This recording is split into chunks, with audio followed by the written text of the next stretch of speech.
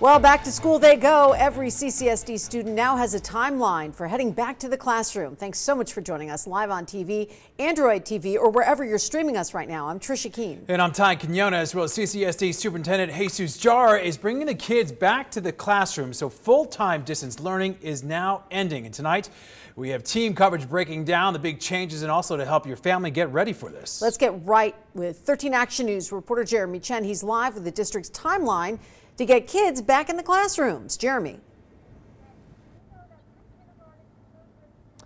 Yeah, right now, Superintendent Jara says that, of course, we're going to see the kids, the youngest kids, back into classrooms starting next Monday, but that will be now followed by the older kids, which is certainly news that so many parents have been waiting for. And Superintendent Jara says this is a first big step into getting back to some sense of normal.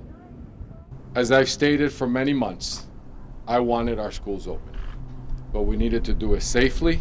Superintendent Jesus Jara getting his wish, announcing Wednesday all CCSD students would get a chance to be back on campus before the end of the year. This comes less than a week before pre-K to third graders return to classrooms under a hybrid method. He says Governor Sisolak loosening restrictions provided a path. Our team immediately went to work to look to see what that meant for our children. Starting March 22nd, grades 6, 9, and 12 can return to campus under a hybrid method. On April 6, grades 7, 8, 10, and 11 can return to campus under a hybrid method. Also on April 6th, students in pre-K to 5th grade will start 5 days a week face-to-face instruction in the classroom.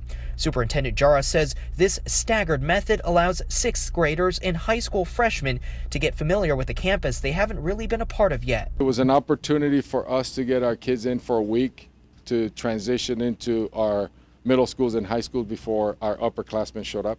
Distance education will remain available for parents who don't feel comfortable sending their kids back into the classroom. District staff says about 40% of all students are expected to stay remote. When asked if middle or high schoolers would get a chance for full-time instruction this year, Superintendent Jara says that's still to be determined. We're looking at to see how this works out, and this is the immediate plan at this point. Certainly looking at it, potentially for the end of the year. But